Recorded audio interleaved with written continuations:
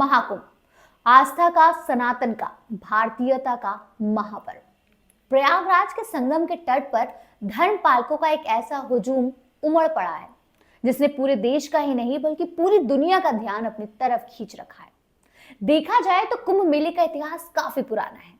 भारत में ये मेला बहुत अनूठा है जिसमें पूरी दुनिया से लोग आते हैं और पवित्र नदी में स्नान करते हैं। इसका अपना एक अलग ही धार्मिक महत्व है और इसे संस्कृति के भी एक नायाब उदाहरण के तौर पर देखा जाता है। मुगल काल से लेकर अंग्रेजों तक भारत हजारों साल तक विदेशी हुकूमतों का गुलाम रहा, लेकिन मजाल है कि महाकुंभ को लेकर कभी कोई परेशानी हुई हो। मुगलों से लेकर अंग्रेजों तक सबने महाकुंभ पर लाखों अड़चने लगाने की कोशिश की, लेकिन लोगों की सच्ची श्रद्धा और आस्था के आगे महाकुंभ के दुश्मनों की एक ना चली। लोगों ने हंसते हंसते अपने प्राणों की आहुति दे दी, लेकिन कुंभ पर कभी कोई समझौता नहीं किया। तो जैसा कि हमने आपको बताया कि भारत जब तक गुलाम रहा तब तक महाकुंभ के आयोजन को लेकर कोई अड़चन नहीं आई। अड़चन तो तब आई जब भारत आजाद हो गया और भारत की कमान जवाहरलाल नेहरू के हाथों में सौंप दी गई। अब आप सोच रहे होंगे कि जवाहरलाल नेहरू और महाकुंभ को लेकर हम ये कैसी बात कर रहे हैं, तो इसकी एक मजबूत और ठोस वजह है। इसकी बानगी जानने के लिए हमें इतिहास के कुछ पन्ने पलटने होंगे और आपको एक ऐसी दास्तां सुननी होगी जिसे सुनकर आप शायद रो पड़ेंगे। नमस्ते, मेरा नाम आमिना है और आप देख रहे हैं आपकी खबर इतिहास। साल था 1954। भारत को अंग्रेजी हुकूमत से आजाद हुए 7 साल हो चुके थे। अब आजाद भारत के पहले कुंभ का आयोजन होने जा रहा था। संगम के करीब ही अस्थायी रेलवे स्टेशन बनाया गया। बड़ी संख्या में टूरिस्ट गाइड अपॉइंट किए गए। बुलडोजर से उबड़ खाबड़ जमीनों को दुरुस्त किया गया। सड़कों पर बिछी रेलवे लाइनों के ऊपर पुल बनाए गए थे। पहली बार कुंभ में बिजली के खंभे लगाए गए थे। 9 अस्पताल भी खोले गए थे ताकि कोई बीमार पड़े या हादसे का शिकार हो तो उसे फौरन मेडिकल फैसिलिटी मुहैया कराई जा सके। भाई, महाकुंभ तो सदियों से चलता आया था, लेकिन ये महाकुंभ खास था क्योंकि आजाद भारत का पहला महाकुंभ था और उसी के मुताबिक ही सारी तैयारियां की जा रही थी। खैर, कुंभ में 40-50 लाख लोगों के शामिल होने का अनुमान था। भारत के पहले राष्ट्रपति राजेंद्र प्रसाद के साथ साथ भारत के पहले प्रधानमंत्री जवाहरलाल नेहरू भी कुंभ पहुंचने वाले थे। राजेंद्र प्रसाद ने तो महीने भर संगम क्षेत्र में कल्पवास किया था।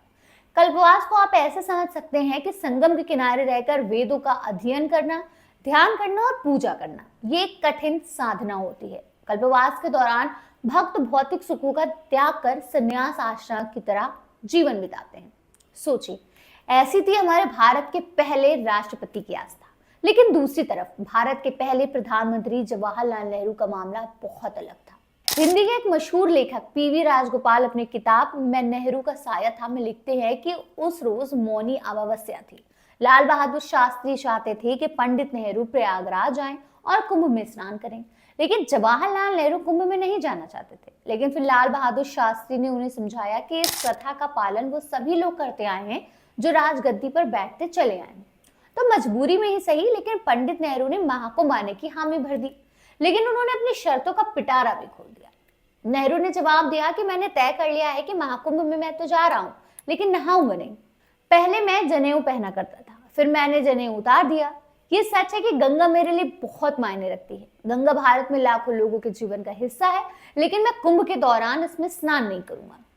राजगोपाल पीवी लिखते हैं कि उस रोज सुबह नेहरू नाव में बैठे, उनके परिवार के लोग भी साथ थे। सभी ने संगम में डुबकी लगाई, लेकिन नेहरू ने स्नान तो दूर खुद के ऊपर गंगा का पानी तक नहीं छिड़का। खैर, senior photo journalist NN Mukherjee ने इस आजाद भारत के पहले कुंभ में मौजूद थे।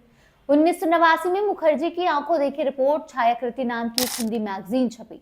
इसमें मुखर्जी लिखते हैं कि प्रधानमंत्री जवाहरलाल नेहरू और राष्ट्रपति राजेंद्र प्रसाद एक ही दिन स्नान के लिए संगम पहुंच गए।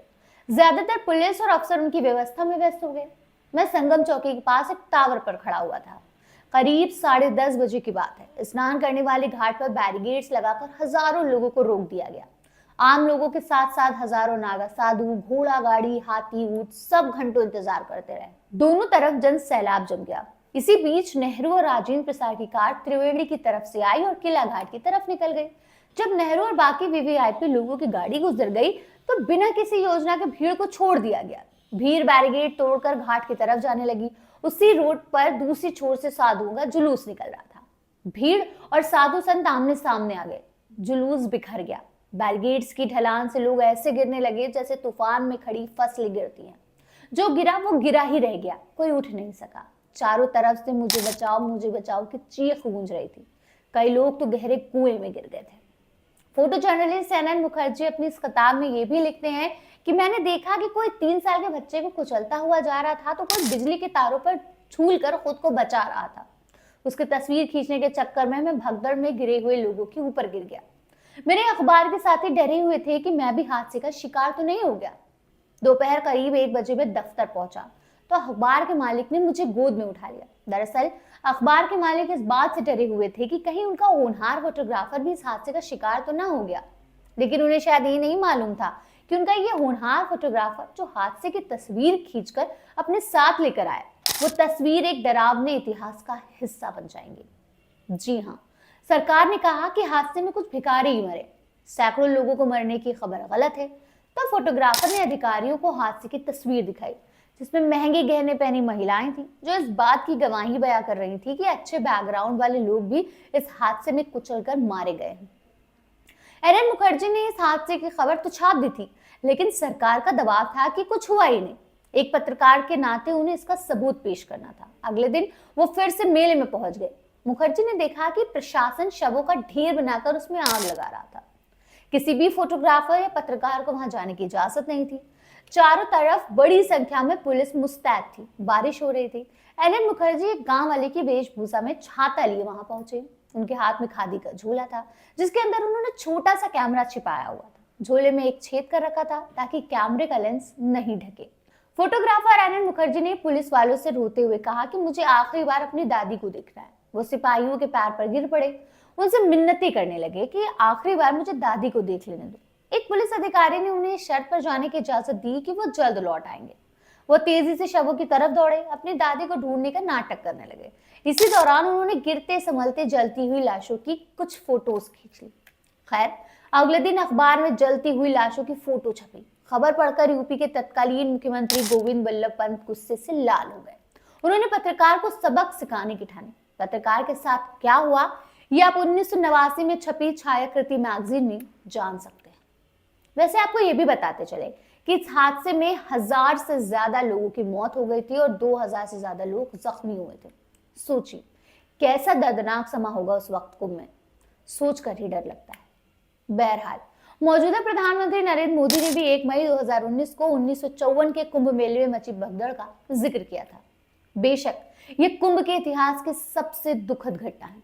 सरकारें भले ही अपनी खामियों को छुपा ले जाएं, लेकिन इतिहास सबको बेनकाब करता आया है और आगे भी करता रहेगा। इस रिपोर्ट में फिलहाल बस इतना ही। अगर आपको हमारी ये रिपोर्ट पसंद आई हो तो आप इसे अपने दोस्तों के साथ भी शेयर कीजिएगा, क्योंकि हकीकत जानने का हक सबको है।